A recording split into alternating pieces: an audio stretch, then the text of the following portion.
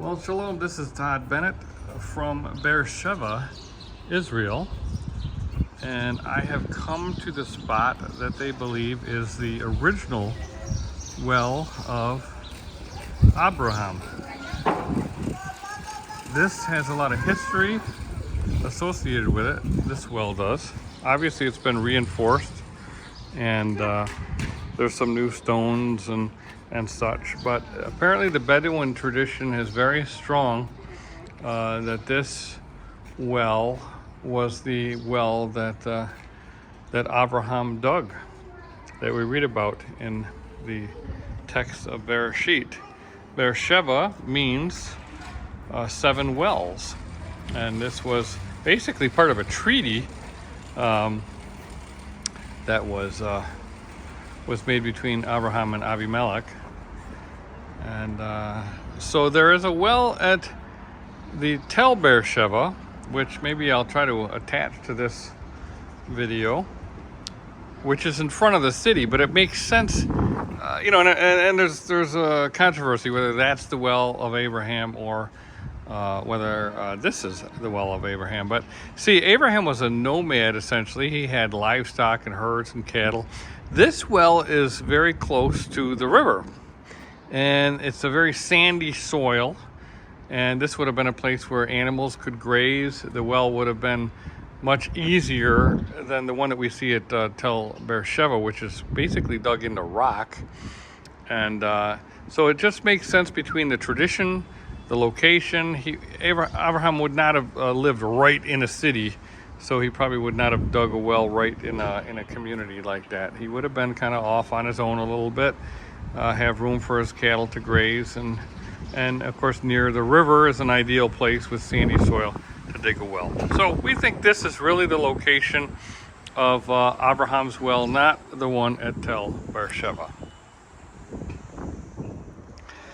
Well, shalom, I am at the site of Tel Beersheva in southern Israel. In fact, this was the location that was often used to describe the southern border of the land of Israel. They would often say from Dan to Beersheva. Dan is in the north, Beersheva is in the south. So it's often used to depict the southern territories, the border of Israel. This is also the location where many of the instances in Abraham's life took place here. Isaac and Jacob. Jacob fled from here to Bethel. We read about Shemuel's sons here, and Shemuel, and a lot of history took place here. Well, one of the primary things that they have that they highlight is the well, because we know that Beersheva actually means well, 7 wells. So this is a site that's very popular to consider whether this well here, right outside the city gates, is a well that Abraham dug. Of course, there's many wells in this area, but the fact that it's pegged so close to this location, many people believe that this is a well that Abraham dug. And it's a very, very deep well, as you can possibly see down there. I don't know if you can, but in any event, I have also been at a different location, which I think bears more credence and has more historical accuracy as far as being a well that Abraham specifically dug. But I thought that I would show both of them in this video, so you could decide what you think.